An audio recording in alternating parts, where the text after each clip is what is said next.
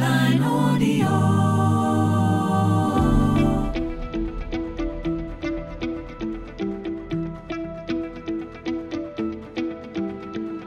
Hello and welcome to Byline Times Live. We're back for the election and I am joined by our editor Hardeep Mathuru, by our political editor Adam Bienkov and our chief reporter Josiah Mortimer. And of course, what are we going to talk about today? The first full week of election campaigning. Just to catch up, last week, well, Adam Bienkov, our political editor, had a bit of a result because he had spotted that these two factory workers in high-vis suits were actually Conservative councillors. And since then, we've noticed that shots of people in factories in high-vis suits and everything have been from behind. So we can't spot Rishi Sunak talking to members of the public who happen to be Conservative Party activists. But I think I'll turn to you first, Adam. How's the first week been? And let's first talk about some of our stories, because we are obviously in news organisation, we like to put forward and platform the work of our journalists. What happened this week? Well, we had, obviously, last week, an incredibly chaotic start of the campaign for the Conservative Party. Rishi Sunak's rain-sodden speech in Downing Street, the councillor story you just spoke about, various other gaffes from the Prime Minister. It hasn't been quite as gaff-filled this week, but the Conservative Party has continued to stumble. One story we reported this week was of the LBC Conservative presenter Iain Dale, who had quit his job as a high-profile presenter on the station in order to attempt to stand as a Conservative candidate in his hometown of Tunbridge Wells. We discovered a clip of him describing his hometown in unflattering terms, saying he would rather live somewhere else and he'd never liked the place, etc., etc. And these aren't old clips. These were clips This was from 2 years ago, on his own podcast. And he didn't comment at the time, but he's now announced today to obviously that he has quit the campaign because of this clip. He said it was going to be impossible for him to carry on. And he was worried that there would be other clips that would emerge from his long back catalogue of podcasts and radio appearances that would come back to bite him. And in recent months, he has been quite critical of the Conservative Party and some of their policies. So no doubt that would have been the case. But you do wonder why he didn't think of that before launching his campaign to get the seat in Tunbridge Wells. Yes, he says he couldn't remember saying those things. I mean, maybe this happens when you're on air 2 hours a day. I would think I'd remember if I dissed my hometown. But isn't this part of the problem? It actually goes back to a rather famous former Prime Minister who was a journalist and was editor of The Spectator, wrote in The Telegraph, had a column in the Mail, and people constantly dug up contradictory things. He did, yes. He was able to rise past that and still... But it's very difficult. That's why it rarely does happen, actually, where you get a big media figure transferring to become a politician, because the skill sets are very different and there's always going to be loads of material for your opponents to get at you with. And I don't think, yes, Boris Johnson would have said particularly awful. He said awful things about Scotland and Liverpool, but maybe he had not said awful things about Uxbridge.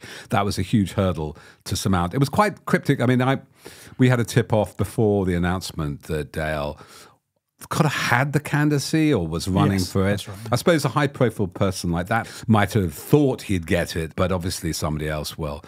Which kind of brings us... I don't bring in Hardeep on this particular issue. Hardeep, hot foot from Hey on Why, where she's been hobnobbing with the great and good. On behalf of Byline Times, I might add, Peter. The things people do for love. No, great reception for Byline Times' work at the Hay Festival. I was on a panel talking about compassion in politics, and I made the point that I'm always surprised by the lack of discussion around the established press and how much that feeds into the political culture we're all operating in.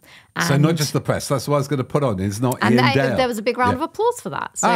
So there's appetite for what we do here. So this is the problem, without any aspersions on Iain Dale, as a great presenter and broadcaster. Adam's been on the show several times. I hope you'll be back if he comes back to see his show. Maybe there might be a slight hiatus.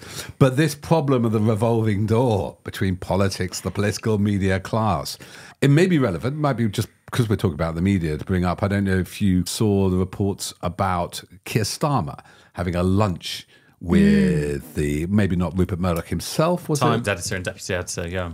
And this was about where they're slightly confusing what they mean by Leveson 2, whether he'd commit not to going forward with Leveson 2. By that, they might have meant the second part of the inquiry or the Section 40 of this Act, which commits them to an independent regulator. So this issue of the relationship between media and politics and the hold they have. And obviously with LBC and Sangeeta Miska, we see the same issues. To what extent is a media organisation, how would you say it, almost deforming the politics we see? It's a player in the scene. So it's not like you're seeing through a clear glass.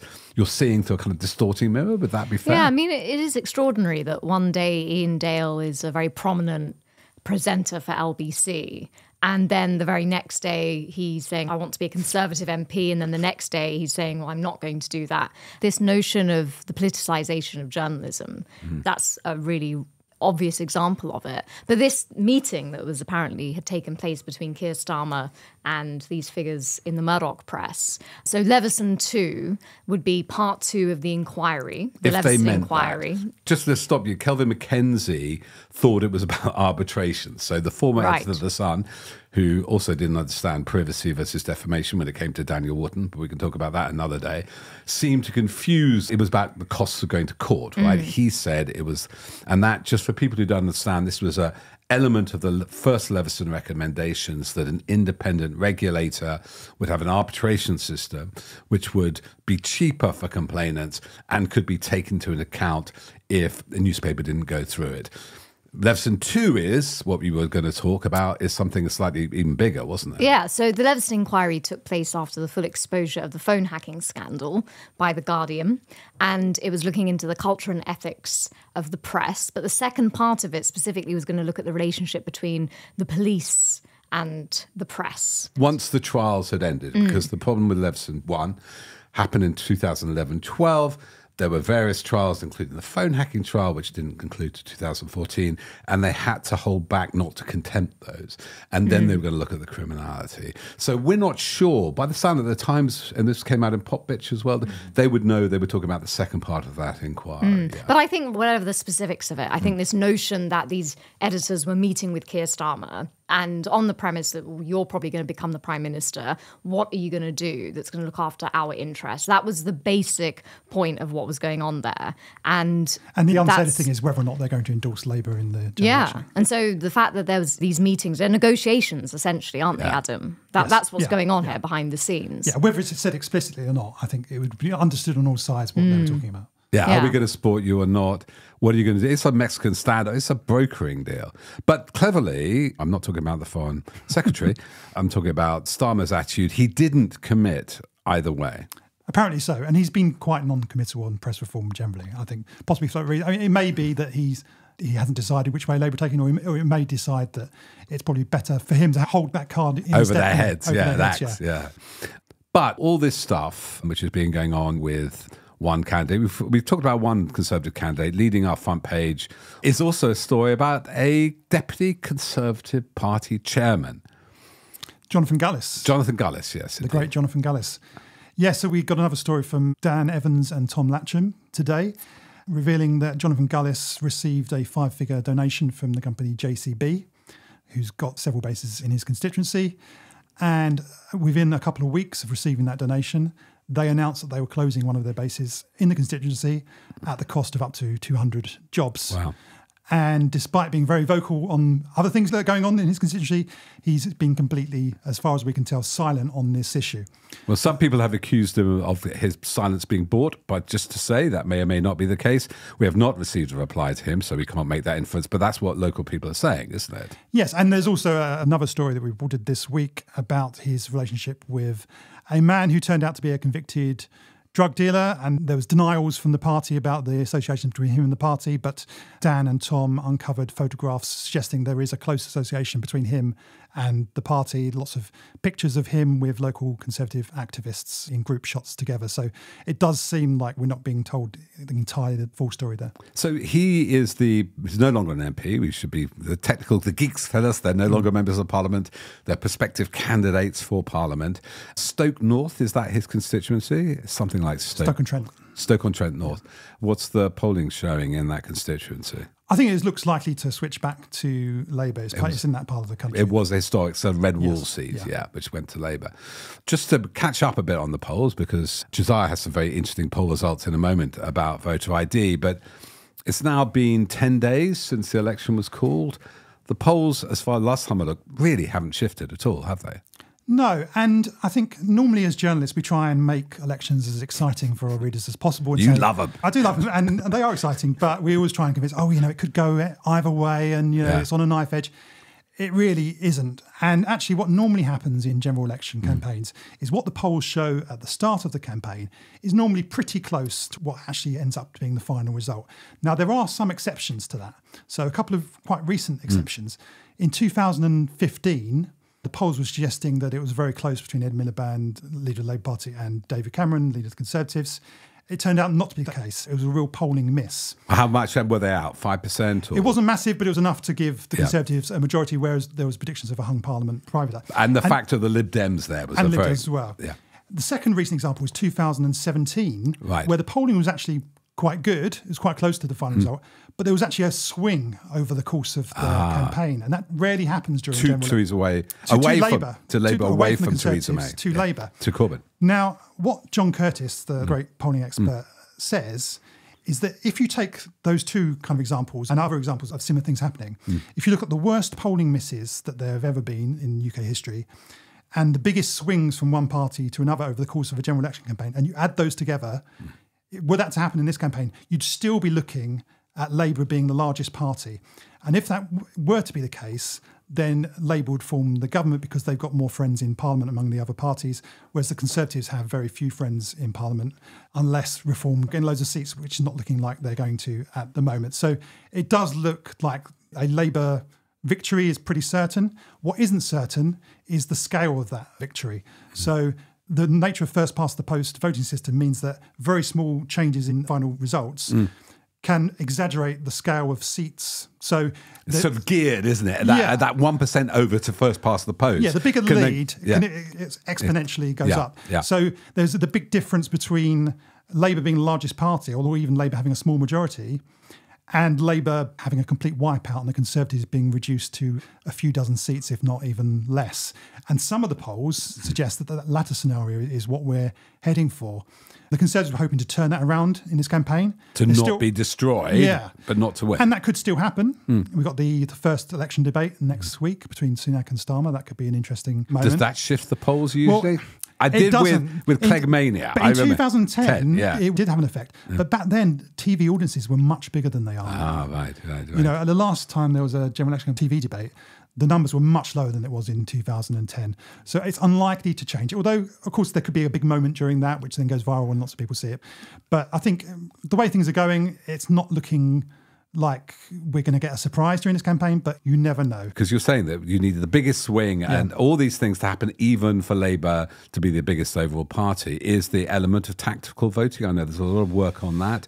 And obviously we didn't see that in the council elections. Well, you did in the effect that people, swung away from Labour. What we did see is that voters are becoming very aware of how to vote tactically. Yeah. And they're being very efficient with how they use their vote. So that's what we saw in the local elections. And actually... in London as well. And what we're likely to see, interestingly, after the general election, is a lot more marginal seats than we've ever seen before. So even if Labour do get a big majority, it could be that the following election could actually be quite close because there's so many marginal seats. So it's not necessarily the case that just because Labour win a big majority, then suddenly they've got hegemony for the next sort of 10, 15 years. It's not necessarily the case at all. And we should get on to Labour. We are going to discuss Labour. It's not all going to be bashing Conservatives. And that's because people are voting tactically. So a Lib Dem might vote for Labour to pip over quite it's because the Conservatives are so disliked at the moment. And Rishi Sunak is so disliked at the moment that everybody... It's an anti-vote. It's not about massive enthusiasm for the Lib Dems or for Labour. It's about getting the Conservatives out by any means necessary. Right. And just before we get on to what this means, a potential wipeout, we've got some reporting on that, some activities of Suella Braverman and Liz Truss. Let's just go to something else, a factor which Byline Times has been leading on, to be fair. Particularly Adam brought it up in front of Boris Johnson many moons ago, and Josiah's leading our Vote Watch campaign, which has highlighted this, which is voter ID. Because the polling under 25s shows like a cratering of Conservative support, like 9%. But there's a problem that Josiah just reported on this today. There is, yeah. We've just received new polling today at Byline Times showing that nearly a third of 18 to 24-year-olds don't know that they're going to need photo ID to vote in this election. So there's a real worry. How many people is that? It equates to hundreds of thousands of young people. I think if you take the numbers who were, for example, turned away for not having ID during the local elections this month, and you extrapolate that very roughly for a general election, we're looking at around 100,000 people turned away and denied a vote in the general election because of issues with voter ID. And it's the first general election we've had to use this. It's also, interestingly, Scotland, they haven't really had any elections apart from a by-election where they've had to use ID. So the lack of awareness in Scotland is going to be a really interesting and potentially worrying one for voters there. So we're seeing the experiment of what the Conservatives have done to democracy. Yeah, we're seeing that come into full play this election, I think. So Tom Baker from Unlock Democracy said it's a potential catastrophe. I mean, if you imagine hundreds of thousands of people turning up to deny a vote, it worries me, and we'll get onto this now, Hardeep, where that could lead us.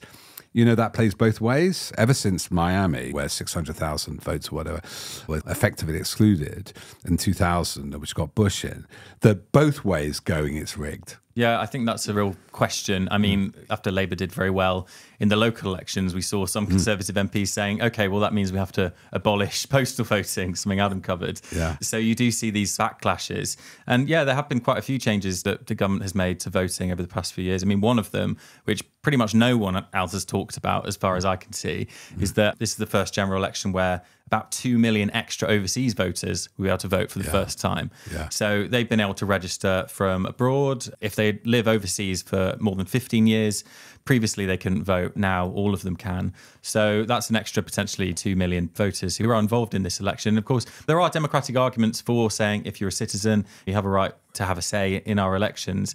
The problem we have is that because we have such a Victorian electoral setup in many other ways, these people who've lived abroad for maybe 50 years, they're registering in where they used to live 50 odd years ago. So you have this first past the post voting system, potentially marginal seats, possibly being swung by people who are living in tax havens. And aside from your coverage at Byline, it's been barely discussed, has it really? This is a massive change. It is, and nobody's talking about it. There's been very little debate about And it. also, isn't it right, the only verification you require is one person testifying they think you're living in Monaco, but you might have lived in a swing seat in Uxbridge.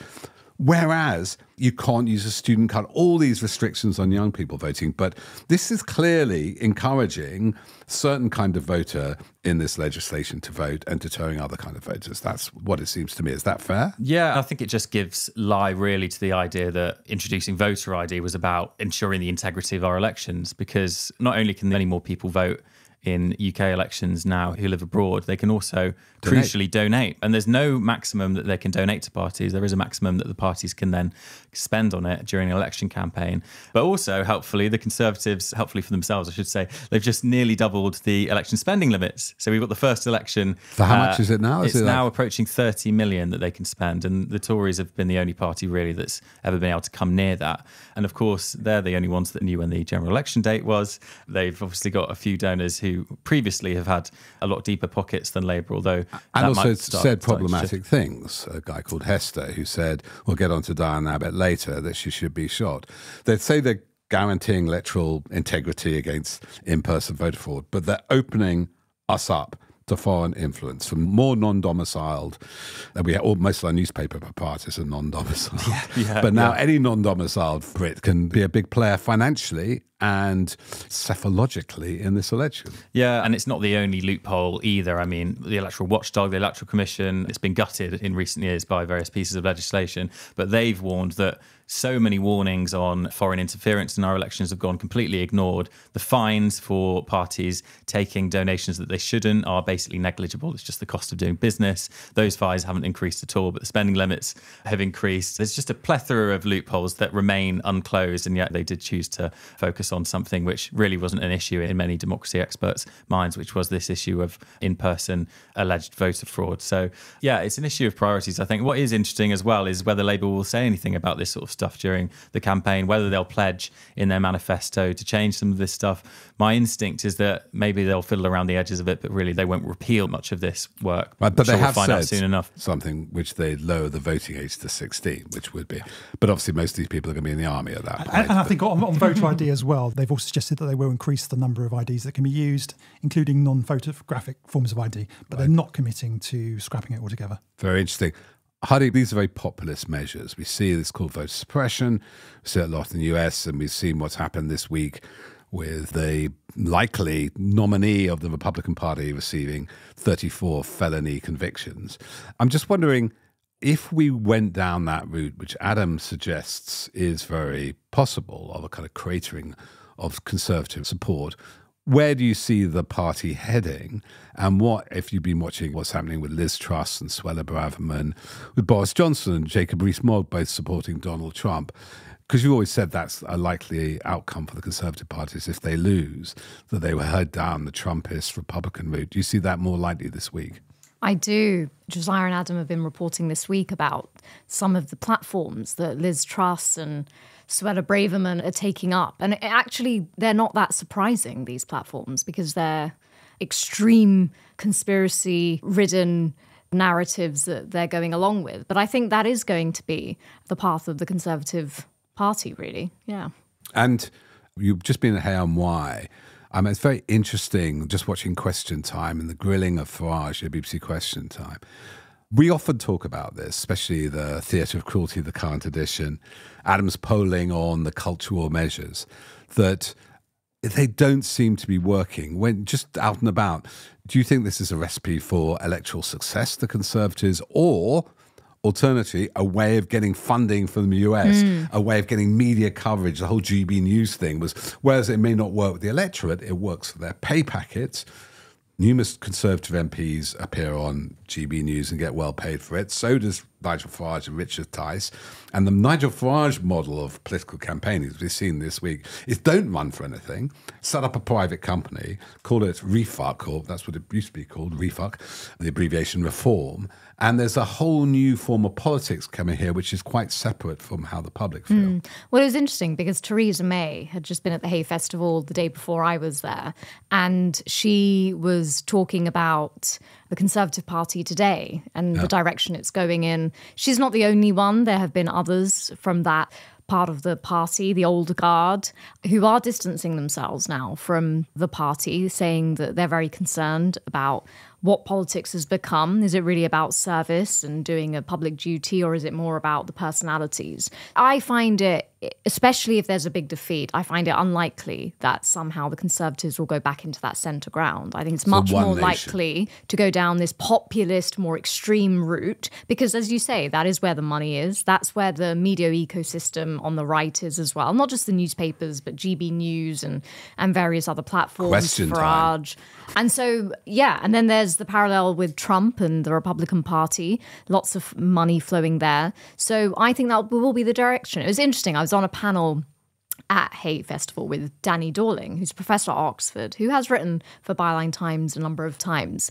And he made this really interesting point. And he said that when New Labour in 1997, when Tony Blair took the Labour Party more to the right, that prompted the Conservative Party to go further to the right. And I think that if Labour wins an election and is moderately successful at stabilising the country somehow, it will have to prompt the Conservatives to go more to the extremes of the right and go around those populist causes. Very interesting. We should get to Labour now, I think, just on that basis. So Russell Jones, who did the Week in Tory and has a couple of books now, writes on our Substack, and he talks about the One Nation Conservatives, but their nation is probably the Cayman Islands. And it's a point that oligarchy, this is what Timothy Snyder, the great professor, says. They discussed in ancient Greece. Plato, the philosopher, said, well, democracy won't work because people will buy it. And as we've written about, it'll become an oligarchy. You follow the money, and this is a kind of oligarchical tendency, and the money is important. With Labour, we are beginning to see, aren't we, signs of a rightward shift, or at least it seems to be focused a lot on international affairs. We'll get to that. But there have been allegations this week, I'll start with you, Adam, on this, that in the selection process for the imminent election, which was called sooner than people expected, there are a small number of people who have a lot of power who decide who our Labour MPs are going to be. And that's kind of come to the fore in the last week. You'd think after the start of the campaign that the Conservatives had, and with the polls showing up to a 27-point lead for Labour, that they'd be seizing the moment to unite around a common purpose and heading back into government. That's not what we've seen this week at all. Instead, they've descended into their comfort zone of factionalism. And this has largely been driven by people around Keir Starmer. They have deselected a number of candidates and even sitting MPs. Lloyd Russell Moyle, left-wing MP, at the 11th hour, an investigation into an unknown allegation emerged, and so he's now been suspended. So he can't run. He can't run while he's under investigation. Faiza Shaheen, a long-standing candidate in Ian Duncan Smith's seat, has been deselected despite being a popular local figure. On the basis of what? On the basis of some liked tweets from her account about Gaza and about Jeremy Corbyn and a number of other things. She probably would have taken the seat She from Ian almost certainly Duncan would have Smith. taken- She almost certainly would have taken the seat, yeah. Yeah. And she's now been replaced as a candidate by an ally of Keir Starmer's aides, Morgan McSweeney. And indeed, most of the slots that have been opened up by these deselections have gone to allies of Keir Starmer's aides. And these are they've gone to people who often were doing the deselecting, and then they get a seat. In the case of Faiza Shaheen, two of the people on the panel that decided her deselection have ended up getting seats themselves. So yes, it doesn't look great. And this is upsetting a lot of people, obviously on the left of the party, but also people across the party on the soft left, and even some on the right, particularly in relation to Diane Abbott, long-serving veteran Labour MP, the first black woman in Parliament. And there had been suggestion that she was going to retire. Yeah. For health reasons. She had been suspended for about a year for some comment. She was suspended over a letter that she wrote in The Guardian about 13 months ago, where she was suggesting that Jewish, Irish people don't experience the same amount of racism as black people, as people who are visibly non-white. This is a controversial opinion, but she immediately apologised. But being suspended for it. She was suspended for it, which I think most people in the party understood that why she was suspended for that. But the investigation dragged on for a very long time compared to other MPs and candidates. One example local to here, the Bermondsey MP Neil Coyle, he made some racist comments to a journalist in the lobby. That was resolved relatively quickly, and he's now, as far as we know, a candidate in the upcoming general election. Diane Abbott, this dragged out for a long time, and we now know, due to reporting by the BBC, that actually the investigation concluded at the end of last year. 6 months ago. 6 months ago. 5 months ago. Yeah. And yet we're only hearing about this just before the selection period comes to an end. So it looked like this had been deliberately dragged out in order to try and force her out. And then there was these briefings to the Times newspaper suggesting there was no way that she was going to be able to stand. This has caused a big backlash in the party. Yeah. And yesterday, the deputy leader of Labour Party, Angela Rayner, came out and supported Diane Abbott and said that she wants her to stand. So I think we may see a U-turn. I think that's happened. I seem to read that even while we came on air that maybe that happened. But two things there. Keir Starmer did go to lunch with the Times. I'm sure that's coincidental. But this briefing, I saw it in the Blair. He got very close. We got close to Murdoch in 1994. That was the deal. Murdoch supported him, and then was very close to senior News International figures. And the problem is this operates in darkness, like this briefing against Pfizer, that she heard about it first from the press and the Diane Abbott stuff. And it gives a few officials, no matter their politics, doesn't really matter, enormous amount of power, these disciplinary processes. It's kind of like a star chamber is. And this is a running saw in the party that the people around Keir Starmer, the belief among a lot of MPs from all wings of the party is they've got too much power. Yeah. But the thing is, their maximum power is at this stage. Yeah. Once Labour forms a government, then power shifts to people like Sue Gray, who will be the chief of staff, and to civil servants, and to departments, and to ministers, etc. But this is the moment where the advisors around Keir Starmer, this is their moment now. Yes, right. Unfortunately, it's completely overshadowed their campaign, and lots of their messages that they should have been getting out this week, they just haven't been able to get out. I love Hardeep and Josiah's observations about this. Obviously, and I remember, let's be clear, that there were Corbyn supporters and officials briefing the tabloid press about their enemies. Tom Watson would be one. Yes, but we didn't see this kind of purge of right-wing No, it's not. But that is the problem, using the right-wing press as a conduit to whatever you get. And I think the broader problem is, if this is how Labour Party is acting now when everything is going right for them, and if the polls are right and they're going to have this massive majority, how are they going to operate? Are they going to be showing this lack of tolerance to dissent in government? And what tolerance, will they carry on this kind of authoritarian attitude to the country as well? Yeah. So these are unanswered questions, but it's worrying quite a lot of people in the Labour Party did what we've seen over the last week. I just wondered, does it worry you, Hardeep? I mean, in some ways it's interesting, isn't it? Because the fact this is playing out so publicly, you'd think, why is that in the Labour Party's interest? As you say, the Diane Abbott story has overshadowed the campaign for most of this week. Faiza Shaheen did a very prominent interview on Newsnight, where she was almost in tears. Probably would have taken that constituency from Ian Duncan Smith, one of the architects of benefits cuts and an old guard figure on the right. Why is that happening? And I was talking to people at the festival, and there's some suggestion that Keir Starmer wants to be seen as ruthless, or the people around him want him to be seen as ruthless. This is a man who has changed the party, will continue to change the party, and has to convey that somehow to the public and maybe the press as well. I mean, that's the justification they're using, and they're saying that this is a signal saying this is a way of showing that we're no longer the party of Corbyn. The problem is it doesn't look great to... No. And there was some interesting observations by Luke Trill, a pollster who we've spoken to a number of times.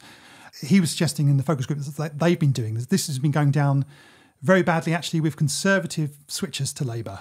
And the comment that has been coming from them is saying, well, if this is how he treats his own, how is he going to treat us when he's Prime Minister?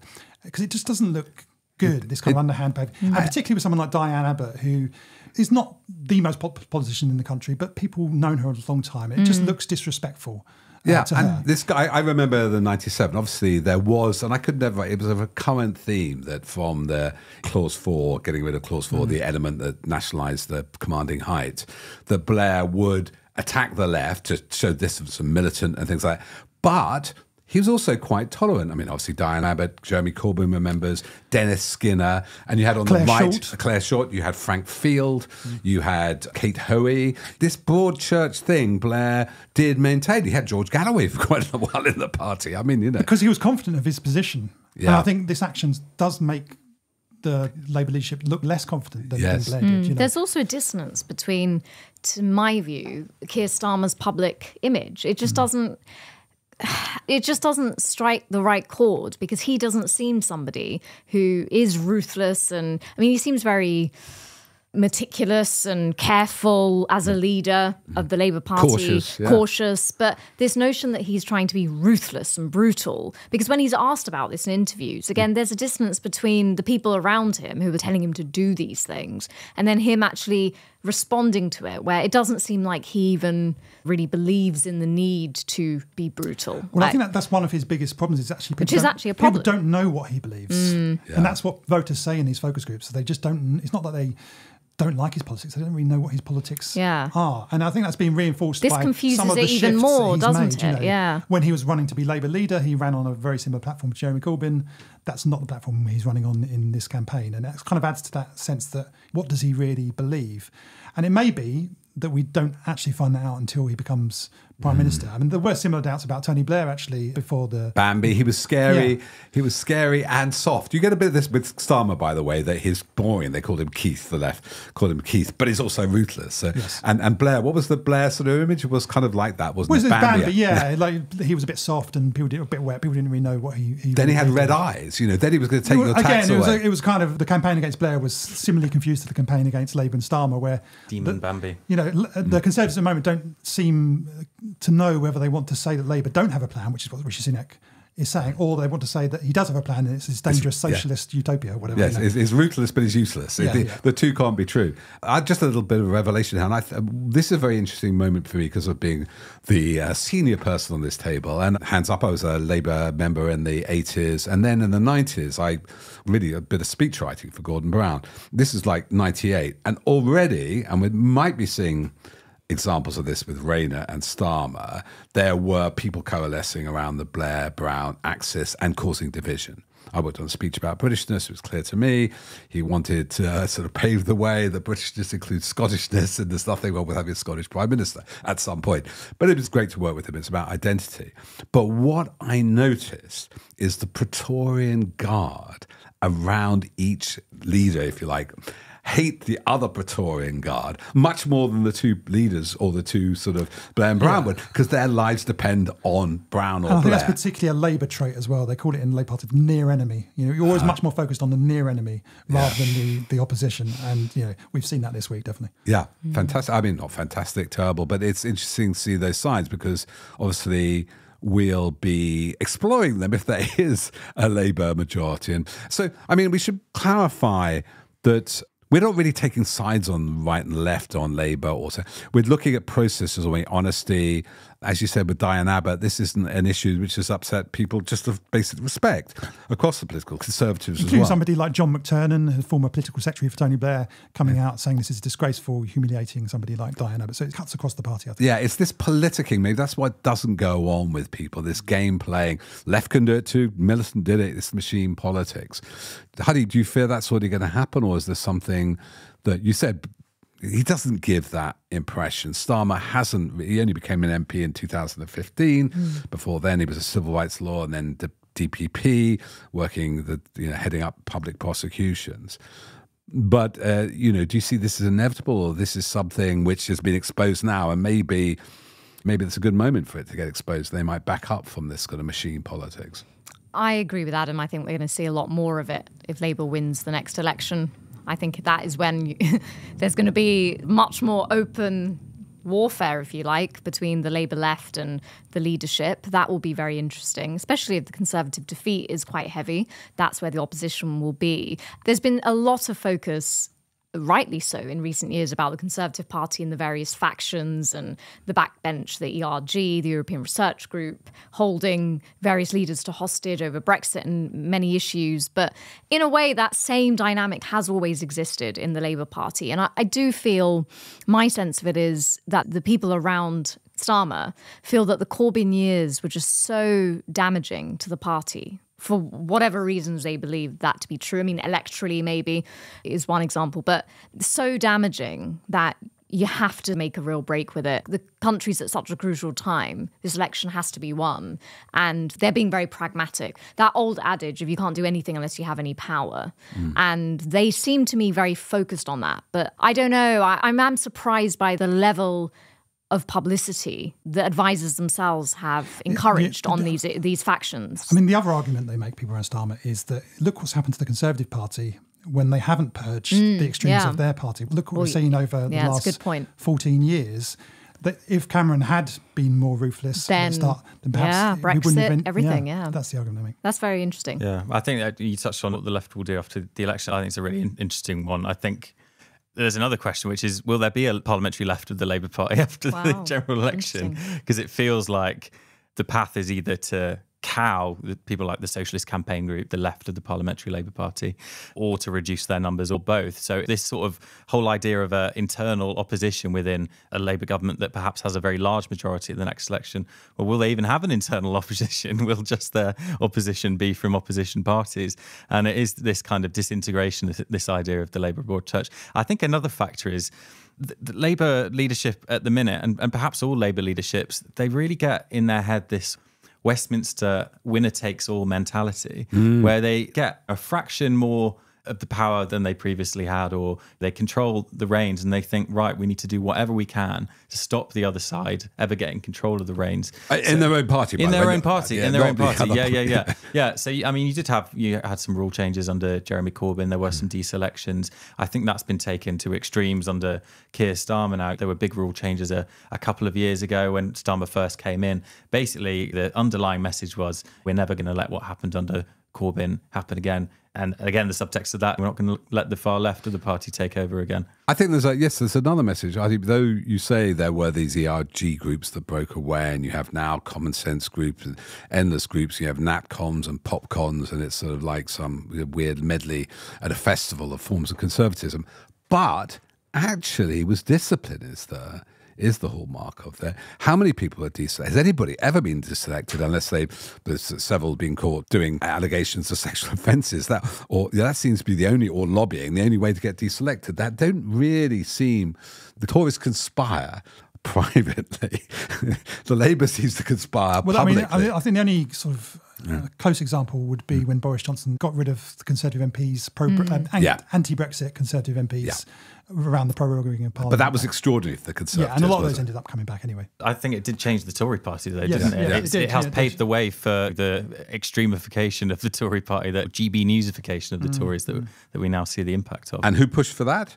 It was Dominic Cummings, then Boris Johnson's special advisor, who said he's never liked the Tories anyway, keeps on saying they should be destroyed. But it's interesting that a week or so into the campaign, and these are the sort of the issues that are being dissected. Because for me, just being out and about, there isn't that energy of an election campaign. I mean, obviously there's quite a long way to go yet. We've got 5 more weeks, and maybe these leadership debates that are going to be televised will add to the build-up. But there just doesn't seem that sense of energy or dynamism or, oh, there's going to be an election, people being galvanised. I certainly feel the Conservative campaign trail has revolved around Rishi Sunak, but he seems like a lone figure. I mean, he's not there. There's no David Cameron by his side, or even Jeremy Hunt, or so many MPs are standing down. It very much is him out on his own in a number of questionable photo opportunities. And really struggling. And I'm actually surprised, because I think Labour has dominated, whichever headlines it is about, whether through Diane Abbott or otherwise, they have dominated the last week in terms of the election campaign, in terms of these internal feuds. And I think that already shows that something has shifted People away from from. assuming they're coming into There power. is something. There's an energy change. I think the one exception to that is the National Service announcement. When it first came out, some of the polls suggested that there was narrow support for it. Our poll today with We Think actually found 57% of people now oppose the idea, because there is a sense now that even when voters may support a general policy by the government, the fact that it's the Conservatives suggesting it means people then oppose it, because there's a big difference when you actually put the Conservative Party's name in the polling question, and when you don't put it in, support goes up. And when you put the name in, support goes down. And I think that's the problem that the Sunak got, that nobody's really listening to him. But he is really struggling. I mean, there was an event, another one of these high-vis events in a factory yesterday. I mean, the reason they do these events is because they know that when it's all employees working there, or Conservative councillors working there, they know that they're not going to ask difficult questions because they don't want to upset their boss, they don't want to cause a scene. But actually, we got a rare moment yesterday where a member of staff at one of these factories actually did ask a quite sharp question of the Prime Minister. Again, they'd been faced away from the cameras, we couldn't see his face when he was asking the question or his identity. But he said that his mother had died during the pandemic. And he said around the same time that you, Prime Minister, had been breaking COVID rules in Downing Street. And he said, quite cuttingly, how could we ever trust you again? And you could hear the emotion in his voice. And Rishi Sunak's reaction was just extraordinary. He started off by saying, oh, I'm sorry to hear about your loss. And then he immediately pivoted to saying, but you may remember me for that time when I introduced furlough. And that's when the country got to know me. And I was working for the country so hard. And he started immediately talking about himself. And there's no sort of empathetic connection with the public. He just doesn't have that. I think he's even worse than Theresa May was during the 2017 campaign. It's really quite extraordinary how badly a campaign Well, is. I think because his rise was so quick, it's interesting to actually talk a little bit now about him. He's not really a politician. He doesn't have any level of expertise or experience. He wasn't in Parliament very long before he was Chancellor. He never comes across in a way that he has the skills to, as you say, connect with the public or even look, or the policies that he's going along with or the advice he's taking from people. To me, he's always seemed utterly out of his depth. As a Chancellor, perhaps that was a bit different, but then the pandemic came. But he's just not a politician. I think it raises wider questions about who is he go into politics? Who is in politics today, and how have we ended up with a situation where he's running this incredibly presidential campaign, but he clearly is struggling, as you say. He must know that about himself. Well, I do think this campaign is sort of showing the sort of lack of talent in politics. Of course, you look at all of the party leaders, none of them are particularly charismatic. I mean, Starmer, Sunak, even John Swinney, is not the most exciting, in Scotland, most exciting politician. Where are the big political figures? And I think we are kind of reaching the end of a period now where a lot of talent has drained out of British politics. And that may change after this election. There's going to be a lot of new MPs in Parliament. Maybe one of those or several of those will emerge to become big figures. But there just aren't those big figures that we can look back to in the past under previous governments. And the pathway certainly within Labour, you might know more about this than me, but it seems to be that they're plucking their intake much more from places like think tanks rather than the old trade union routes that Labour used to go for. I don't know what the picture is like in the Conservatives. As of a few days ago, they were still looking for 150 odd candidates. they're looking And for Iain more than Dale was a four. candidate. So I think they'll pluck anyone off the street now. But Iain Dale's not available. Maybe not for Tunbridge Wells. they must have found one other person to go for the seat. But yeah, certainly the stream of people who are becoming MPs, I think, is going to be a really interesting one to watch. Well, it's not a very attractive career for people anymore. There's so much pressure and there's so much abuse they get as well that it's just not appealing to many people to go into politics. I mean, we hear a lot about the salary. Actually, I think the money MPs get is pretty good. But I think it's more just the lifestyle that you have to lead as an MP and the scrutiny you come under and the abuse that you get. It's just not appealing to many people. So it may be worth having... Sorry, Hardeep. Sorry, I just wanted to mention one thing apropos of this comment from Sunak about the furlough scheme, because the pandemic was such a big thing for this country. So many people died that arguably didn't need to because of incompetence. And his policies, Eat Out to Help Out, came up in the COVID inquiry, I think, under Casey's testimony, how disastrous that was. Yeah, I mean, because things move so quickly these days, don't they? News, journalism.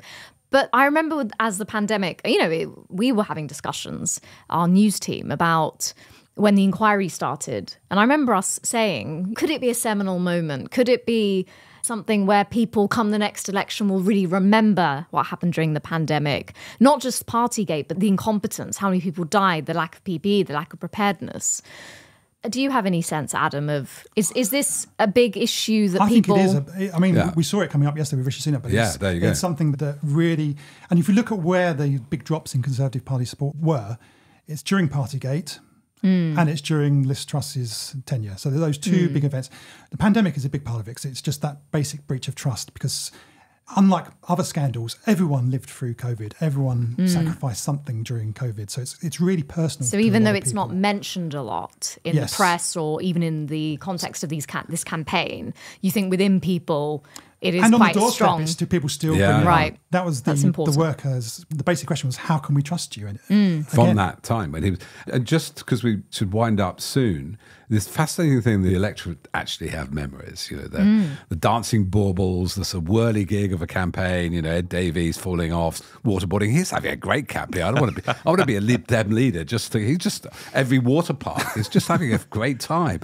I wish we could do that, but actually, the public remember. And the one other thing I'm just wondering we should think about and just reflect on in terms of memory is Brexit. So. I think we have a better understanding now why Sunak called the election. Obviously it's much against the will of a lot of his party.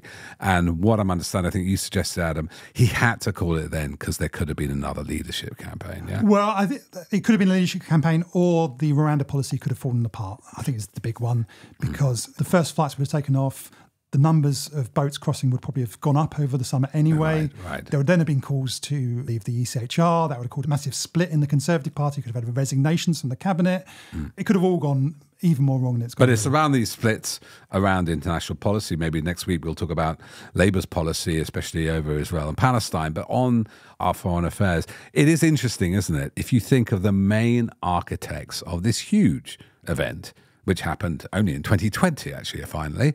Brexit, only 4 years ago, but obviously the referendum was 8 years ago. Where are all the major architects of that? Well, interestingly, one of the major architects of that, Michael Gove, one of the big moments of this campaign, saying he's standing down in this general election. And they do, I mean, all of the big figures have kind of gone. Even Lord Frost, I think, was being denied a candidacy in this election. Boris Johnson, of course, off the scene. He was meant to be hosting a show on GB News. No sign of that so far. My goodness. What a shame. I don't know what's happened. I'm not sure what's happened with that.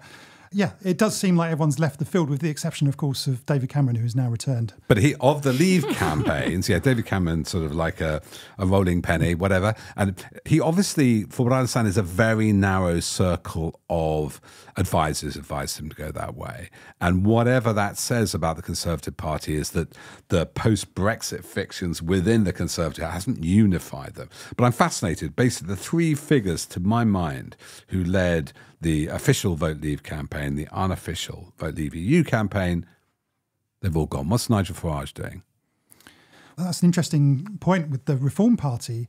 They just haven't been able to resurrect the success they had with UKIP and the Brexit Party too. In the recent local elections, they won just 2 seats out of thousands of seats. That Council elections, yeah. Yeah, out of thousands of seats that were up for contention.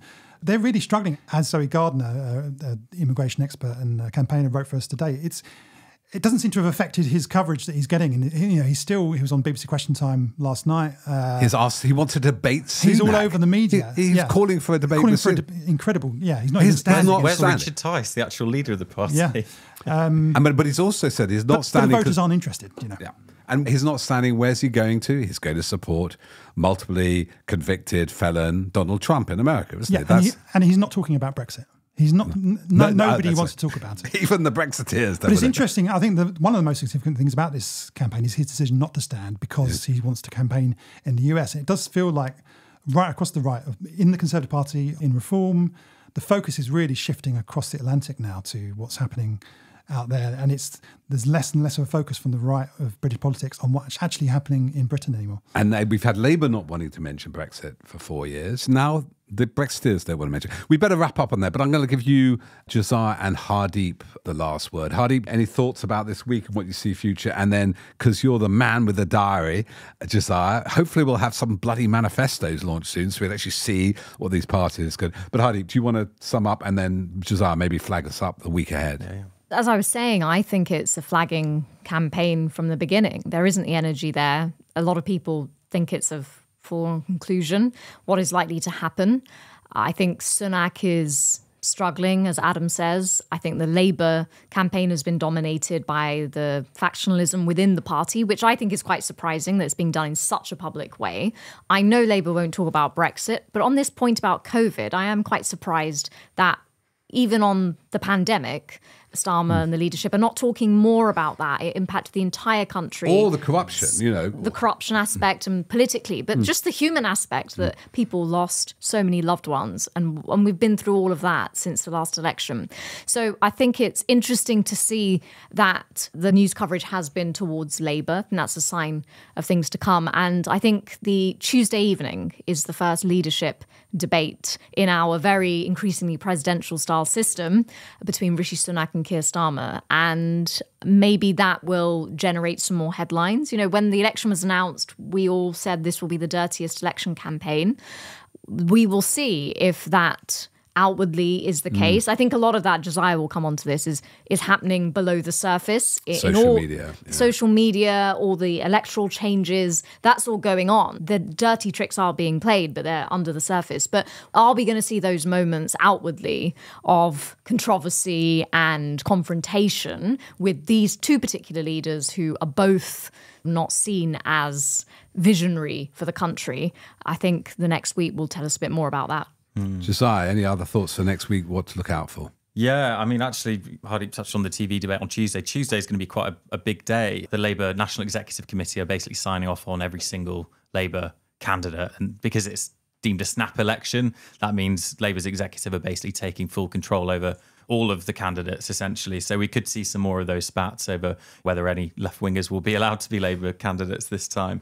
But also that day, I mean, we touched on the COVID inquiry. The Post Office inquiry is actually going on through this election campaign. Another major scandal, another sign for many that the British state just wasn't working as it should. British institutions were failing, and that happened under Labour, Lib Dems as a coalition, and the Conservatives. So I think they could all be slightly tarred by that if it gets any media attention next week. But yeah, I should just touch on Vote Watch, which is I was going to say, let's campaign. have a plug for that, please. We have to give it a plug, of course, but a lot of our work on this stuff does rely on our readers and viewers and listeners. So we're relaunching Vote Watch, which is our campaign to monitor misinformation, dodgy campaigning, basically where candidates and parties are falling short of what voters deserve this election. It's just around the corner, and we really rely on people sending in what's going on the ground. So if you do spot something that doesn't look right, as the National Rail slogan goes, we'll pinch that. Do get in touch with the team. The email is votewatch24@bylinetimes.com. Of course, we're on all of the social media sites as well. So ping over your ideas. And while that's a journalistic project, which I'm really proud that we've launched because I think it's so important and already having an impact, we also hope that once the election is through, we hope to collate our findings into a report that we will hand to whoever is next in government in the hope of laying bare all these problems that are happening on the ground that should be fixed. So I think if you do want to contribute in any way through funding or just giving us tips and stories, please do, because we hope that will be a more significant piece of work that might have some impact. Ultimately. This is kind of crowd-funded and crowd-sourced. You can find out more at subscribe at bylinetimes.com, our crowdfunding page. I think we've already funded about 17,000. We went to get to 25. This is all to pay people. And this is where journalism can make a difference. We diagnose, we're not campaigners, we don't provide solutions, but we can provide a spectroscope, an X-ray of everything that's gone wrong with the voting. We're wrapping up for today, and maybe we should come back a bit earlier next week. I don't know when the debates are, but maybe worth coming back on a Wednesday. We're free and flexible. By popular demand, we're here at your service.